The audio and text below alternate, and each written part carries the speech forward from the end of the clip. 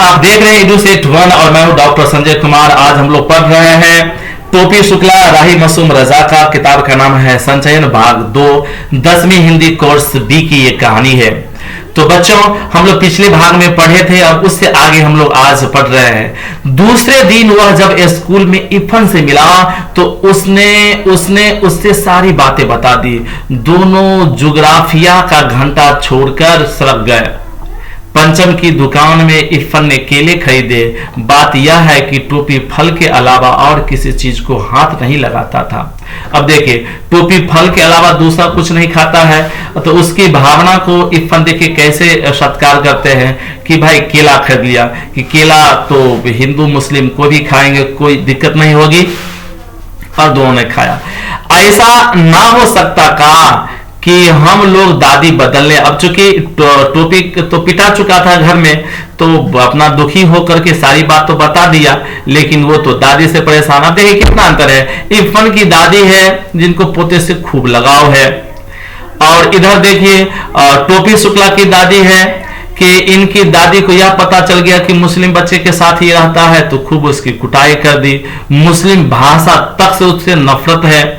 वो अम्मी शब्द बोलने से उनको इतना प्रॉब्लम है, तो बहुत दुखी है। अब छोटे बच्चे हैं, तो अब चौथी क्लास के बच्चा से अब क्या अपेक्षा कर सकते हैं। हाँ, आज के दिनों में हम लोग देखते हैं कि चौथी पांचवी क्लास में बच्चे तो बहुत ज्यादा क्या है कि परिपक्व हो जाते हैं। ये देश काल और समय परिस्थिति का प्रभाव है, लेकिन उन दिनों ऐसा नहीं होता था। बच्चे कुछ ज्यादा ही निर्दोष किस्म के हुआ करते थे। अब देखिए बच्चे की बात देखिए कितना मनोरंजक है।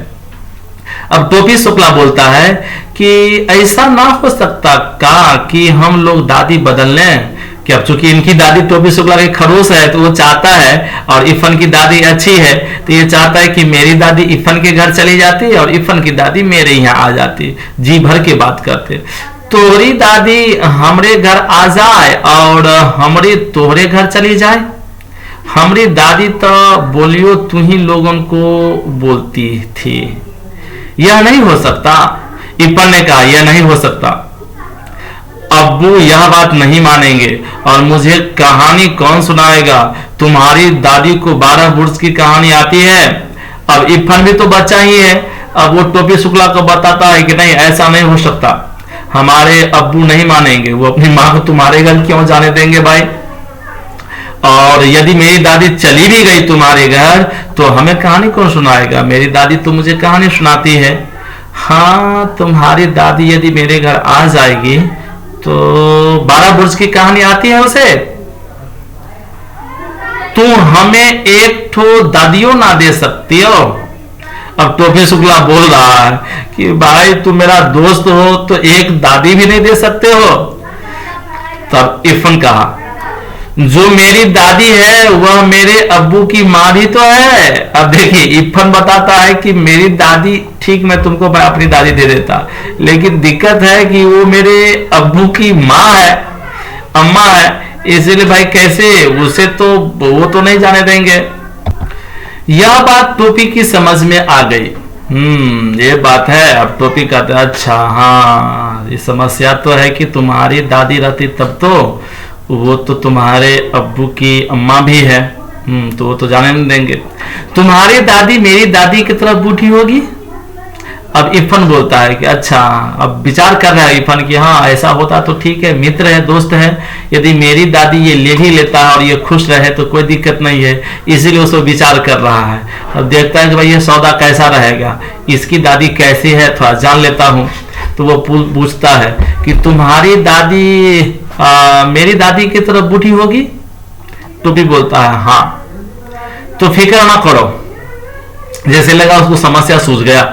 इरफान ने कहा मेरी दादी कहती है कि बूढ़े लोग मर जाते हैं। अब इनको टोपी शुक्ला को लगा कि ये बोल रहा है कि फिक्र नहीं करो, तो इसका मतलब है कि दादी दे देंगे, लेकिन बात दूसरी है। इरफान के मन में दूसरी बात आ गई। वो बोलते हैं कि हमारी दादी कहती है कि बूढ़े लोग मर जाते हैं, अर्थात जिस दादी से तुम परेशान हो वो दादी बूढ़ी है तो मर जाएगी, चिंता मत करो, हमारी दादी ना मरी है। अब देखिए यद्यपि दादी उनको पीटते हैं, फिर भी बच्चे को देखिए दादी से कितना स्नेह है। वो बोलते हैं कि हमारी दादी ना मरी है। अब इरफान बोलता है मरेगी कैसे नहीं, क्या मेरी दादी झूठी है। अब इरफान भी दावा देके कहता है कि मरेगी कैसे नहीं, मेरी दादी बोलती है कि बुढ़ी लोग मर जाती है, क्या वो झूठ बोलती है? ठीक उसी वक्त नौकर आया और पता चला कि इरफान की दादी मर गई। अब देखिए ये लोग, इरफान बोला कि तुम्हारी दादी मर जाएगी, लेकिन उनकी दादी क्या, अब उनकी खुद की दादी मर गई। इरफान चला गया, टोपी अकेला रह गया। वह मुंह लटकाए हुए जिम्नेजियम में चला गया। बूढ़ा चपरासी एक तरफ बैठा बीड़ी पी रहा था, वह एक कोने में बैठकर रोने लगा। शाम को वह इरफान के घर गया तो वहां सन्नाटा था। घर भरा हुआ था। रोज जितने लोग हुआ करते थे उससे ज्यादा ही लोग थे, परंतु एक दादी के न होने से टोपी के लिए घर खाली हो चुका था, जबकि उसे दादी का नाम तक नहीं मालूम था। उसने दादी के 1000 कहने के बाद भी उनके हाथ की कोई चीज नहीं खाई थी। अब देखिए कि इरफान के घर में यद्यपि दादी के अलावा सभी लोग थे, लेकिन सभी लोगों से उतना स्नेह नहीं, बल्कि उनकी दादी से, इरफान की दादी से टोपी शुक्ला को इतना लगाव था कि उनके लिए वह घर खाली जैसा लगा। यद्यपि घर में आज चूंकि मातम का वक्त है, उनकी दादी मर गई थी, तो बहुत सारे लोग आए थे, लेकिन टोपी शुक्ला के काम के नहीं, जबकि उसे दादी का नाम तक मालूम नहीं था। उसने दादी के 1000 कहने के बाद भी उनके हाथ की कोई चीज नहीं खाई थी। प्रेम इन बातों का पाबंद नहीं होता। टोपी और दादी में ऐसा ही संबंध हो चुका था। इरफान के दादा जीवित होते तो वह भी इस संबंध को बिल्कुल उसी तरह न समझ पाते जैसे टोपी के घर वाले न समझ पाए थे। दोनों अलग अलग अधूरे थे, एक ने दूसरे को पूरा कर दिया था। दोनों प्यासे थे, एक ने दूसरे की प्यास बुझा दी थी। दोनों अपने घरों में अजनबी और भरे घर में अकेले थे। दोनों ने एक दूसरे का अकेलापन मिटा दिया था। एक 72 वर्ष की और दूसरा 8 साल का। अब टोपी शुक्ला और इरफान की दादी में कैसी सहानुभूति थी, कैसा प्रेम था। चूंकि इरफान की दादी भी प्रगतिवादी थी, उन्हें भी हिंदू मुस्लिम के परचम में नहीं पड़ना था। वो ये सब खाटी हिंदुस्तानी थी। और इरफान के दिल में भी ऐसा, चूंकि दिल से ये निर्भीक था, दिल से ये क्या है कि निर्दोष था, इसीलिए दोनों में ये स्वतः प्रेम हो गया था कि एक 72 साल का दूसरा 8 साल का व्यक्ति का मन मस्तिष्क इतना मिलता था कि दोनों एक साथ बैठकर जब बातें करता तो दोनों की गवई भाषा में भी एक आत्मीयता होता, एक अपना सा होता। तोरी दादी की जगह हमारी दादी मर गई होती तो ठीक भया होता। टोपी ने इरफान को पुरसा दिया। अब टोपी इरफान को बोलता है कि तुम्हारी दादी की जगह मेरी दादी मर जाती तो अच्छा होता, क्योंकि तुम्हारी दादी से जितना लगाव तुम्हें था उतना ही लगाव मुझे था, और मेरी दादी को तुमने तो देखा भी नहीं है और मैं देखा हूं, वो तो बहुत बदमाश किस्म की है। इरफान ने कोई जवाब नहीं दिया, उसे इस बात का जवाब आता ही नहीं था। दोनों दोस्त चुपचाप रोने लगे।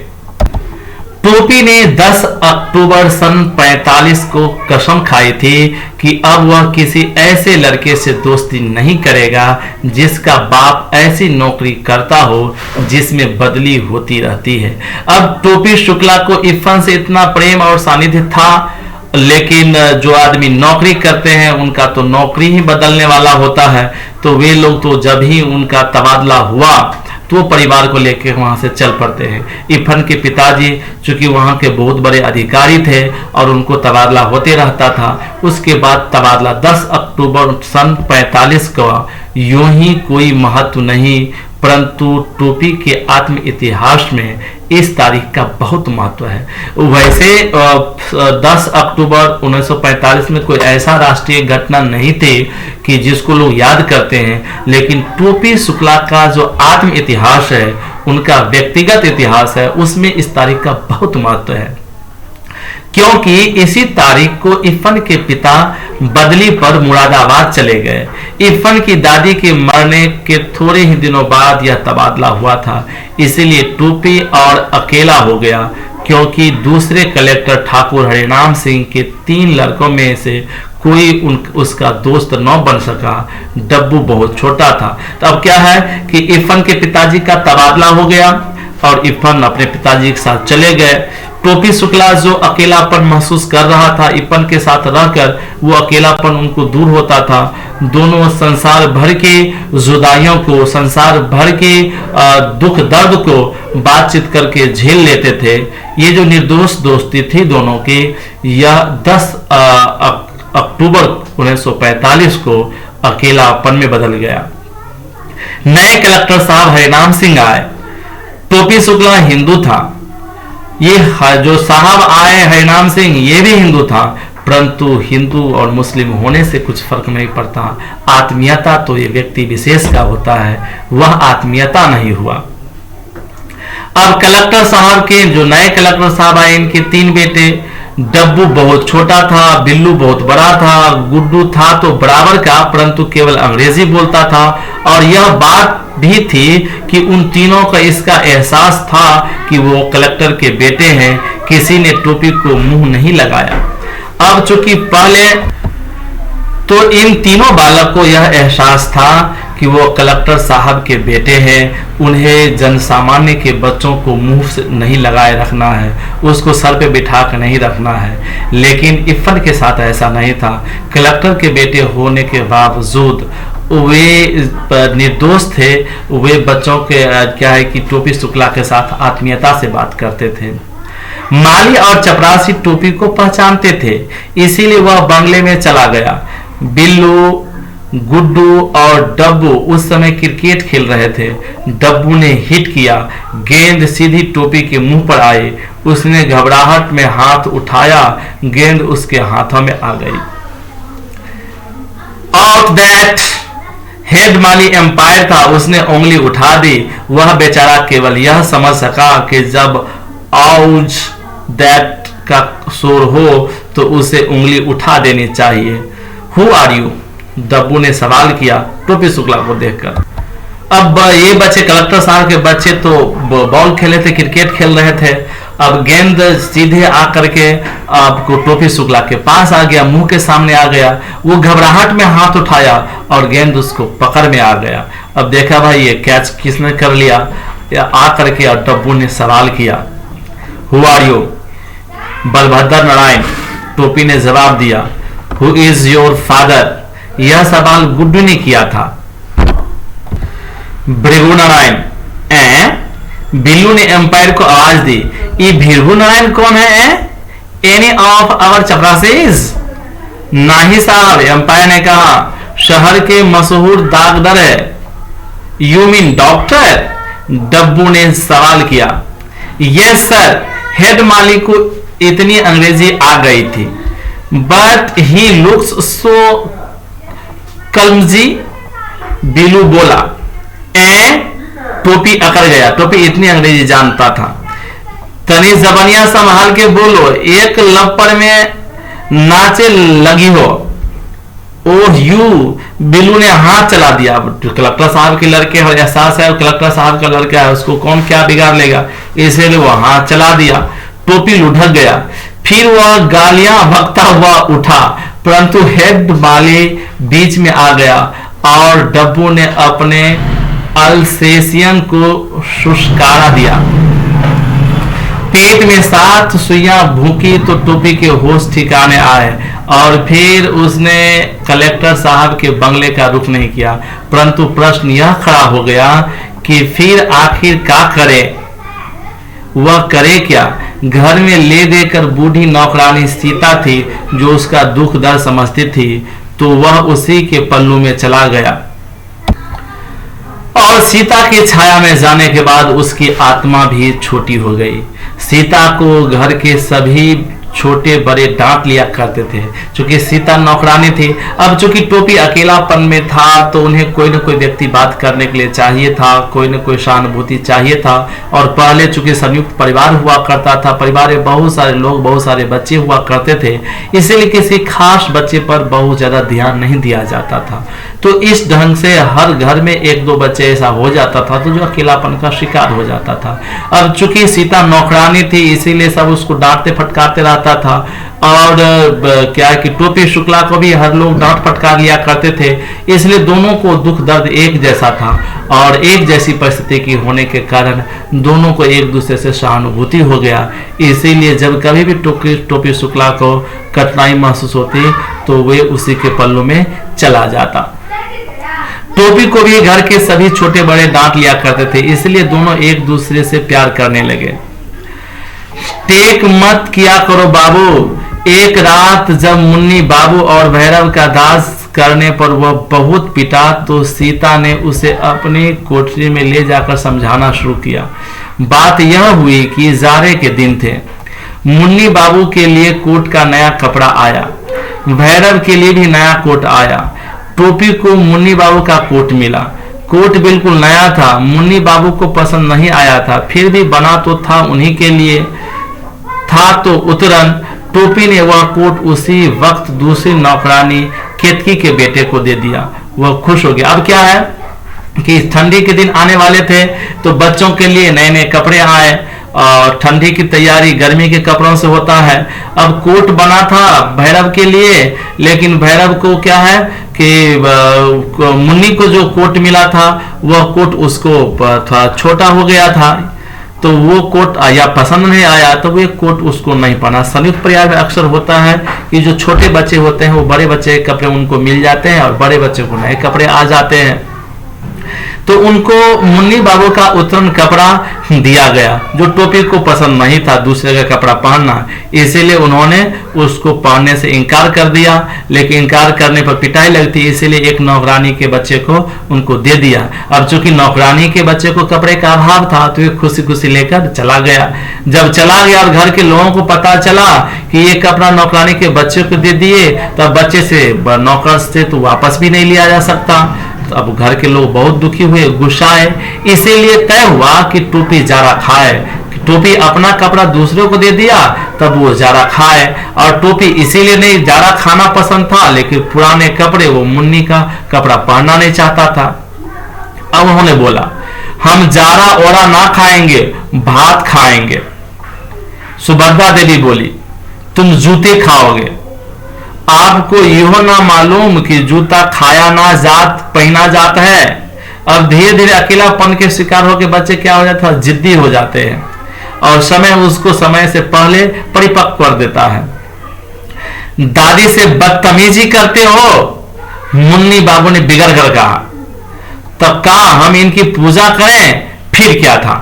दादी ने आसमान सिर पर उठा लिया। राम दुलारी ने उसे पीटना शुरू किया। तू 10वां में पहुंच गई बात। सीता ने कहा तुम्हें दादी से टर्राव के तना ना चाहिए, कीनो उ तोहार दादी बारी। सीता ने तो बड़ी आसानी से कह दिया कि वह 10वें में पहुंच गया है, परंतु यह बात इतनी आसान नहीं थी। 10वें में पहुंचने के लिए उसे बड़े पापड़ बेलने पड़े। 2 साल तो वह फेल ही हुआ। 9वें में तो वह सन 49 में ही पहुंच गया था, परंतु 10वें में वह सन 52 में पहुंच सका। अब चलिए इनके घर की शिक्षा दीक्षा की स्थिति लीजिए। जब वह पहली बार फेल हुआ तो मुन्नी बाबू इंटरमीडिएट में फर्स्ट आए और भैरव 6ठे में। सारे घर ने उसे जबान की नोक पर रख लिया। वह बहुत रोया। बात यह नहीं थी कि वह गाउदी था अर्थात बुद्धू था, वह काफी तेज था, मतलब टोपी शुक्ला भी काफी तेज था, परंतु पढ़ने की परिस्थितियां उनको नहीं मिली, परंतु उसे कोई पढ़ने ही नहीं देता था। वह जब पढ़ने बैठता मुन्नी बाबू को कोई काम निकल आता या राम दुलारी को कोई ऐसी चीज मंगवानी पड़ जाती जो नौकरों से नहीं मंगवाई जा सकती थी। यह सब कुछ न होता तो पता चलता कि भैरव ने उसकी कापियों के हवाई जहाज उड़ा डाले हैं। दूसरे साल उसे टाइफाइड हो गया, तो 1 साल तो उनको ठीक से पढ़ने नहीं दिया गया, इसीलिए फेल कर गया। दूसरे साल उसे टाइफाइड हो गया। तीसरे साल वह 3rd डिवीजन में पास हो गया। यह 3rd डिवीजन कलंक के टीके की तरह उसके माथे से चिपक गया। परंतु हमें उसकी मुश्किलों को भी ध्यान में रखना चाहिए। तो अब 2 साल लेट करके विलंब से टोपी शुक्ला 10वीं क्लास 3rd डिवीजन से पास तो कर गया, परंतु हमें तनिक और गहराई में जाना होगा कि आखिर टोपी शुक्ला के साथ क्या क्या बीता था, उनके पीछे ये जो कलंक का टीका है यह कैसे लग गया था।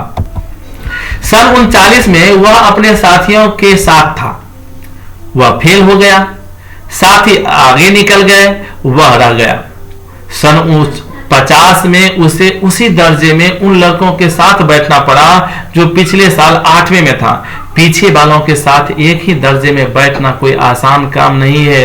उसके दोस्त 10वें में थे, वह उन्हीं से मिलता, उन्हीं के साथ खेलता। अपने साथ हो जाने वालों में से किसी के साथ उनकी दोस्ती न हो सकी। अब है कि टोपी शुक्ला जब 8वीं क्लास में फेल कर गया तो 9वीं में वो जा नहीं सका, और पीछे के दर्जे के जो बच्चे थे वो उनके साथी हो गए, और उनके जो साथी थे वो अगले क्लास में चले गए। तो ऐसे बच्चों के बीच में जो उनसे जूनियर हो और उनका दोस्त बन गया, उसके बीच बैठना तो बिल्कुल अच्छा नहीं लगता, फिर भी उनको बैठना ही हुआ। ये दिन बहुत ही खराब लगा। अब क्या होता था कि चूंकि टोपी शुक्ला 8वीं क्लास से 9वीं क्लास में वो जा नहीं सके थे, वो अपने ही दर्जे में रह गए थे, 9वीं क्लास में ही रह गए थे। इनके दोस्त 10वीं क्लास में चले गए थे, और जो इनके जूनियर थे वे इनके क्लास में आ गए थे। और जो भी शिक्षक पढ़ाने आते और उनको जब उदाहरण देना होता तो उदाहरण देते कि देखो ऐसे पढ़ोगे तो टोपी शुक्ला की तरह हो जाओगे, देख रहा ना, साल भर से इसी क्लास में है ना, तुम्हारी भी यही स्थिति होती। पूरा क्लास हंसने लगता, और इस ऐसे में टोपी शुक्ला को बहुत ही ग्लानि महसूस होती। वह किसी न किसी तरह इस साल को झेल गया, परंतु सन 51 में उसे 9वें दर्जे में ही बैठना पड़ा, तो बिल्कुल गीली मिट्टी का लौंदा हो गया। दूसरे साल जब टाइफाइड हो गया और फिर से उसी क्लास में रह गया, ये उनके लिए बहुत ही दुर्गति की स्थिति थी। ऐसे वक्त में बहुत सारे बच्चे अपनी पढ़ाई छोड़ देते हैं, लेकिन टोपी शुक्ला फिर भी पढ़ते रहे और 2 साल उसी में रह गए। अब चूंकि उम्र बढ़ चुका था तो उसका कक्षा में, अपने कक्षा में टोपी शुक्ला सबसे बड़े उम्र के बच्चे माने जाते थे। वह अपने भरे पूरे घर ही की तरह अपने स्कूल में अकेला हो गया। मास्टरों ने उनका नोटिस लेना बिल्कुल छोड़ दिया। अब 2 साल फेल होकर एक ही क्लास में रह गए, तो जितने भी शिक्षक थे वो उनको ढंग का विद्यार्थी नहीं मानता, उनको नोटिस नहीं लेता, उन पर ध्यान ही नहीं देता था। वह हाथ भी उठाता था कोई सवाल का जवाब देने के लिए, तो शिक्षक उसको बोलते कि तुमसे अगले साल ही मैं पूछ लूंगा, बाकी बच्चे से मुझे पूछ लेने दो। इससे बहुत खराब लगता था टोपी शुक्ला को। टोपी इतना शर्माया कि उसके काले रंग पर लाली दौड़ आई और तमाम बच्चे खिलखिलाकर हंस पड़े। वह बिल्कुल मर गया। जब वह पहली बार 90 में आया था तो वह भी इन्हीं बच्चों की तरह बिल्कुल बच्चा था। फिर उसी दिन अब्दुल वहीद ने रिसर्च में वह तीर मारा। अब एक लड़का जो अब्दुल वहीद था वो ऐसा तीर मारा, उनके दिल पर इस तरह का घाव किया कि ये तिलमिला उठे। अब है वहीद क्लास का क्या था, वो सबसे तेज लड़का था, क्लास का मॉनिटर था, और सबसे बड़ी बात कि वह लाल तेल वाले डॉक्टर शरफुद्दीन का बेटा था। उसने कहा, बलभद्र अबे तो हम लोगन में का घुसता है, अब एर्थ वालन को दोस्ती कर, हम लोग तो निकल जाएंगे, बाकी तुम्हें तो उन्हीं सबन के साथ रहे को हुई है। अब जो क्लास मॉनिटर था वो टोपी शुक्ला को कह दिया कि हम लोग के साथ तुम क्यों खेलते हो, तुम तो 8th वाले जो बच्चे हैं उनसे दोस्ती कर लो, क्योंकि हम लोग निकल के 10th में चले जाएंगे, तुम 9th में ही रहोगे, 8th में जो अभी बच्चे हैं वो तुम्हारे दोस्त बनेंगे। अब इससे उनको बहुत ही कष्ट हुआ।